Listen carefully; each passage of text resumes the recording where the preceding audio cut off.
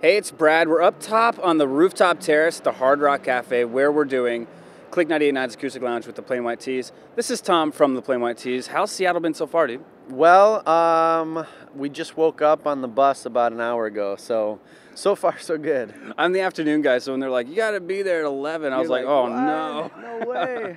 Talk to me about the new music. We got a new single coming out. Yeah, the new single coming out, it's called The Giving Tree. We put an EP out a couple months ago just digitally. 4 new songs that are going to be on the full length that's coming out in February. I don't know, it's all complicated, you know. The label just is trying to make the strategic, release dates or whatever. We're like, come on, we got the album done. Put it out, put it out. So we put out the EP as kind of a teaser on, let fans in on what we've been doing and what the new album's going to be like. Very cool. And speaking of digital, is that the direction you think music is going, or would you rather have some CDs left? You know what's funny, man, is I was like captain, like every Tuesday I'd go to like Best Buy and I'd, browse the new releases. I'd have to own the CDs. And over the past like 8 months or so, I've been all digital, like iTunes, and now I got Spotify, and I mean, you can't fight it anymore, Yeah, a lot of times when you go to like shows, if I was going to go to a Plain White Tees show, they would have CDs there, but I found out the secret is that they only have them for that situation. Exactly. Like I said, our EP we put out digitally, Yeah. But for touring we made like, physical copies so we'd have something to sell on the road. But yeah, it's like not in stores, it's just at the shows. And you can't sign an MP3. So. Exactly. And when there's a band like, I'm a big fan of the Strokes, so when they put out their last album, I downloaded it, but I also bought the CD because I wanted to have it. So I think there'll always be a place for, just the idea of holding that thing and, opening it up, looking at the pictures and everything. But as far as just convenience-wise, digital, man. Yeah.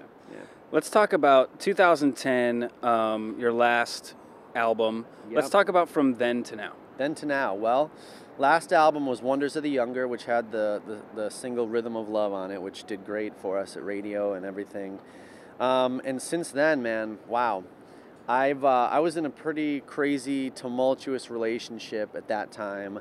And in the past couple years, in between that album and this album, I got out of that and, just kind of had to get back on my feet, kind of remember what it's like. Man, being single, it's crazy. After being in like a 5-year relationship, you got to really remember all the things you loved on your own before you were in that relationship. It's like, wait, who am I again? I forget.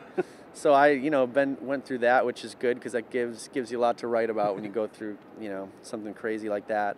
And Tim, our guitar player, who's actually been writing a lot more, in the band, he was on a reality dating show called Ready for Love, which was like executive produced by Eva Longoria. And the show actually didn't end up it was only on the air for like 3 episodes because the ratings weren't that great or anything. But he found love on the show. Like the girl that he chose on the show is actually still his girlfriend. They're like 1.5 years into a relationship. And he's a really great guy, super sincere, and he's been married before and divorced. So he was always like looking out for that one girl. And so he kind of found her, obviously a weird means to find a girlfriend, reality dating show. But hey, it's 2013, no rules. That's helped him write a bit? Yeah, so he has a lot of the new songs on the new album are about his new girl, yeah. That's cool. So, yeah, got a lot of inspiration. We're here with Tom from Plain White Tees, and he's about to melt some faces in Click 98.9's Acoustic Lounge, so watch that video too. Thanks, guys.